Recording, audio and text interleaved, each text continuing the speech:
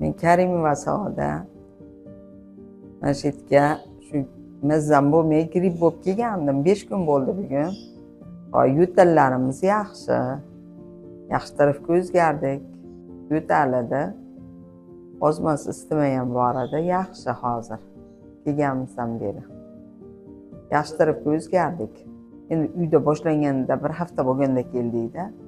Hozir bizga o'sha terapevt doktor qarayapti. Shukurjon ham yaxshi, ko'proq tabletkalar bilan, nimalar bilan davolar ekan. Davolash nimasi menga yoqdi. Keyin bu klinikaning sharoitlari ham yaxshi. Erkaklar alohida boshqa tarafda yotadi, ayollar alohida boshqa tarafda yotadi. Shu taraflar bizga juda yoqqan. Toza, pokiza. Qanaqasi yo'q. Doktorning o'zi, kelini ham, o'zi ham vrach, ginekologu. Shu tarafdan ham ko'pchilik naf topgan. Taraflari ham rosa yaxshi. Buni birinchi men bitta tanishim kasal bo'lib qolib, onkologiyada yotgan, nimada yotgan. Keyin bitta singlim tavsiya qilgan Muhsin doktorga. Uni ish tushgan bo'lsa kerak-da, yo maktabda birorta o'quvchilarda. Hech qayerda tuzalmaganda, u operatsiya bo'lganda o'sha tanishim. Shu yerga kelganda mana shu Muhsin doktor tabletka bilan tuzatib yuborgan o'sha.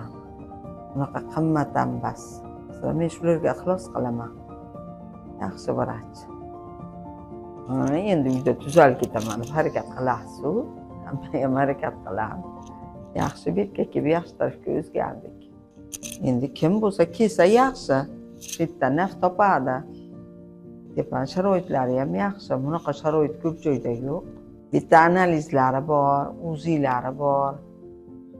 Avvaqa dovdiramaysiz-da, masalan, bir joyga borib uziga tushib kelay, yo anaka borib boring, analiz topshirib keling demaydi. Shu yerda o'zida hamma narsasi bor. Shu tarafi yaxshi. Hali ko'cha aqa-baqa borib kelgandan shu yerda kirsangiz eshigidan ishingiz bitaveradi. Shu taraflari saqulay. Kim kasal bo'lsa, masalan, bitta yurak doktori, kardiolog bor, terapevt bor, tish doktori bor, ginekolog bor. Agar shu kim kasal bo'lsa, mana shu yerga kelib yotsa, tavsiya qilaman. Yaxshi joy. Ham arzon davolaydi, ham yaxshi joy. Bunaqa juda kuchli o'kil dorilar ham yozishmaydi. Taraflari yaxshi.